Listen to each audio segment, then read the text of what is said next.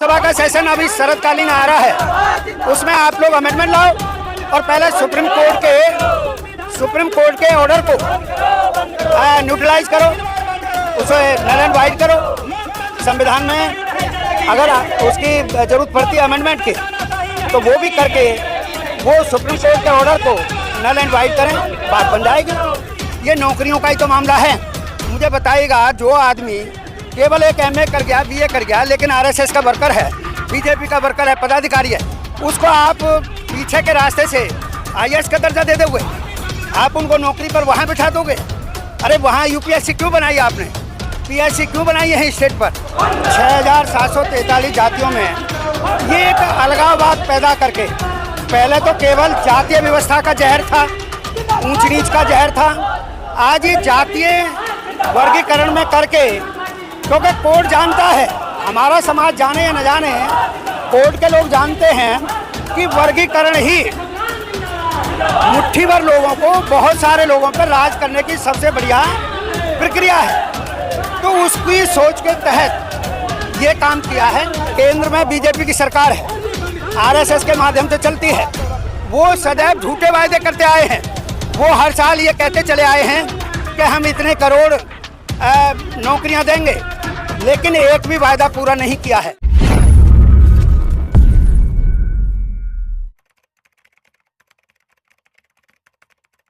जय भीम, नमो बुद्धाय। मैं सुमन बाग और आप देख रहे हैं SP लाइव 85। इस वक्त हमें राजौरी गार्डन मेट्रो स्टेशन के पास, और यहाँ पर आप देख सकते हैं बहुजन समाज पार्टी के कार्यकर्ता पहुँच चुके हैं SDM को जो है कि ज्ञापन देने के लिए।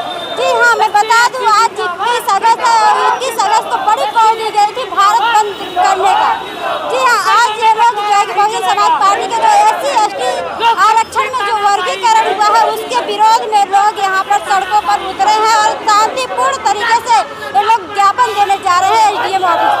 यहाँ पर तमाम लोग हैं, यहाँ पर महिला भी है और पुरुष भी है, सभी लोग अपने अधिकारों के लिए यहाँ पर सड़कों पर उतरे हैं कि जिस तरह से संविधान को खत्म किया जा रहा है, लोकतंत्र को खत्म किया जा रहा है, जो इतिहास है उसको खत्म किया जा रहा है, उस सभी लोग जो है कि अपने अधिकारों के लिए सड़कों पर उतरे हैं। यहाँ पर आप देख सकते हैं कि एडवोकेट भी है हमारे साथ, और जो है कि इनकी लगातार TV पर डिबेट भी होती है हर एक मुद्दे पर लेकर। मैं इनसे जानना चाहूँगी कि आखिर आज का जो मकसद है वो क्या है। सर, सबसे पहले तो आपका बहुत बहुत धन्यवाद। जी, क्या कहना चाहेंगे? आज हम लोग जो सुप्रीम कोर्ट का ये आदेश रहा है कि SC/ST के रिजर्वेशन को इनडायरेक्टली रोकने के लिए प्रोविज़न है। अब वो सुप्रीम कोर्ट को जब ये पता ही नहीं है कि भी कितनी इस देश में जातियां हैं, 6743 जातियों में ये एक अलगाववाद पैदा करके, पहले तो केवल जातीय व्यवस्था का जहर था, ऊंच नीच का जहर था, आज ये जातीय वर्गीकरण में करके, क्योंकि कोर्ट जानता है, हमारा समाज जाने या न जाने, कोर्ट के लोग जानते हैं कि वर्गीकरण ही मुट्ठी भर लोगों को, बहुत सारे लोगों पर राज करने की सबसे बढ़िया प्रक्रिया है। तो उसकी सोच के तहत ये काम किया है, जो किसी भी तरीके से उचित नहीं है, और उसी के लिए ये हम प्रदर्शन कर रहे हैं। और माननीय जो आज हमारे देश की राष्ट्रपति महोदया हैं, उनको हम ज्ञापन देने जा रहे हैं, क्योंकि उन्हीं को अधिकार है, संविधान के मुताबिक उन्हीं को अधिकार है कि वो संविधान के आर्टिकल 340, 41, 42 इनमें जो वर्णित है कि देश का राष्ट्रपति भिन्न भिन्न परिस्थितियों में समय पर इस तरह के आयोग बैठाएगा जो ये सर्वे करे कि इस देश में और कौन कौन सी जातियां ऐसी हैं जिनके लिए आरक्षण की आवश्यकता है। लेकिन सुप्रीम कोर्ट का तो ये आदेश पूरे समाज, जो मानव समाज है, उसी के खिलाफ है।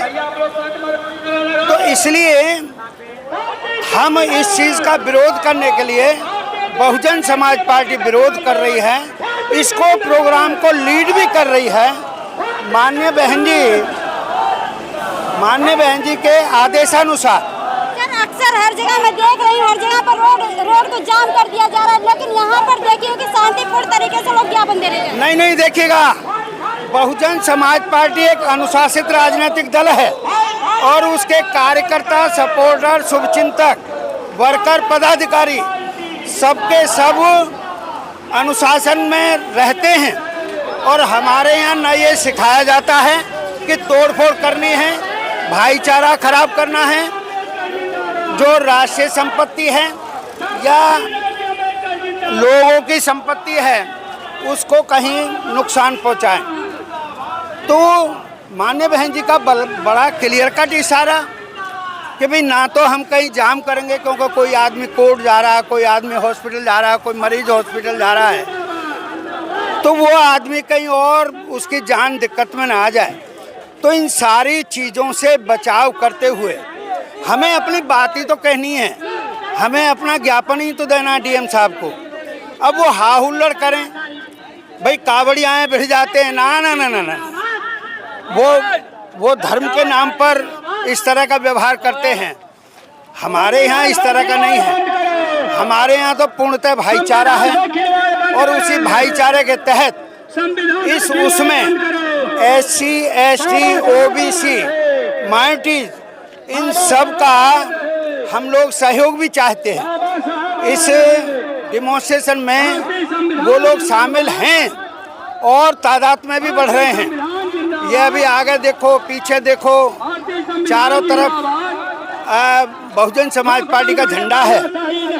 तो माननीय बहन जी का जब फोटो हमारे साथ है, पार्टी का नाम हमारे साथ है, तो फिर वहाँ पर किसी भी तरह के अनुशासनहीनता करना व्यक्ति विशेष के भी लिए हानिकारक है। और राजनीतिक दल जो बहुजन समाज पार्टी अनुशासन के मामले में इस देश की तो छोड़ दो, विदेशों में भी पॉपुलर है, तो उस पर कोई आँच ना आवे, इस मकसद से बड़ा शांतिपूर्वक ये डेमोन्स्ट्रेशन है, प्रदर्शन है। सर जिस तरह से आज का जो भारत बंद का ऐलान किया गया था 21 अगस्त को, केंद्र सरकार जो कि आश्वासन दे दी थी, लेकिन क्या जरूरत पड़ी भारत बंद का ऐलान करने? हाँ, बिल्कुल आपने ठीक कहा। भाई केंद्र में बीजेपी की सरकार है, RSS के माध्यम से चलती है, वो सदैव झूठे वायदे करते आए हैं। वो हर साल ये कहते चले आए हैं कि हम इतने करोड़ नौकरियां देंगे, लेकिन एक भी वायदा पूरा नहीं किया है। ये नौकरियों का ही तो मामला है। मुझे बताइएगा, जो आदमी केवल एक MA कर गया, BA कर गया, लेकिन RSS का वर्कर है, बीजेपी का वर्कर है, पदाधिकारी है, उसको आप पीछे के रास्ते से IAS का दर्जा दे दोगे, आप उनको नौकरी पर वहाँ बिठा दोगे। अरे वहाँ UPSC क्यों बनाई आपने, PSC क्यों बनाई है स्टेट पर, CGL क्यों बनाया है, SSC क्यों बनाया है? तो जो सिलेक्शन की प्रोसीजर है उसके मुताबिक वो नहीं चल रहे हैं और झूठे झूठे वायदे करते हैं। इसलिए माननीय बहन जी ने भी ये बात कही है कि ये झूठे लोग हैं, झूठा इस तरह के वायदे इरादे करके वोटों को लूट ले जाते हैं। नहीं तो आज कहाँ जरूरत पड़ रही थी जो इन्होंने वायदे किए। इसीलिए तो बहुजन समाज पार्टी वायदे इरादे नहीं करती है, समाज में वायदे नहीं करती है, इरादे के साथ वो अपने काम में लगी हैं। और सत्ता में जब उत्तर प्रदेश में रहे 4 बार, तो चारों बार नौकरियों का रिकॉर्ड रहा है। कभी सोचा भी नहीं होगा, हर गांव में 2 स्वीपर लगाए तो 1,60,000 के करीब वो लगाए, 2-2 आदमी हर गांव में। और एक और विशेषता रही, संविधान के मुताबिक लगाए, 22.5 वो और 77.5 दूसरे लोग बैकवर्ड के और इस तरह।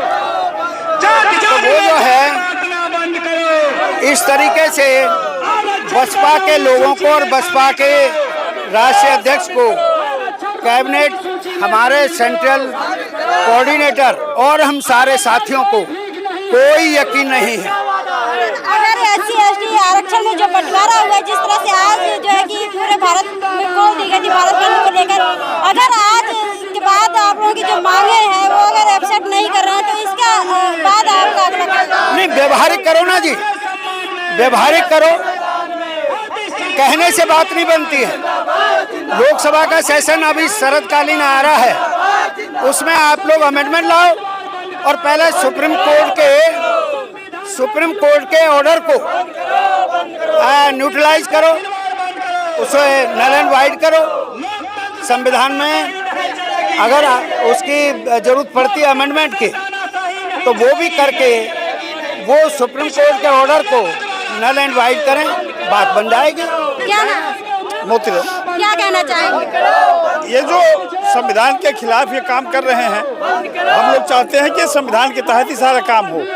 जब बाबा साहब ने संविधान के तहत कैसे काम होगा? संविधान को खत्म किया जा रहा है, आरक्षण को खत्म किया जा रहा है। वही तो हमारी मांग है, वही हमारी मांग है कि जो बाबा साहब ने अधिकार दिया था कि ये संविधान से छेड़खानी की और राष्ट्रपति कर सकते हैं या संसद कर सकती है, लेकिन ये सुप्रीम कोर्ट जो कर रहा है ये गलत कर रहा है। तो बहन जी का जो आदेश है कि इसके खिलाफ पूरे देश में धरना प्रदर्शन होना चाहिए, तो हम लोग बहन जी के अनुयायी इसलिए धरना प्रदर्शन पूरे देश में कर रहे हैं।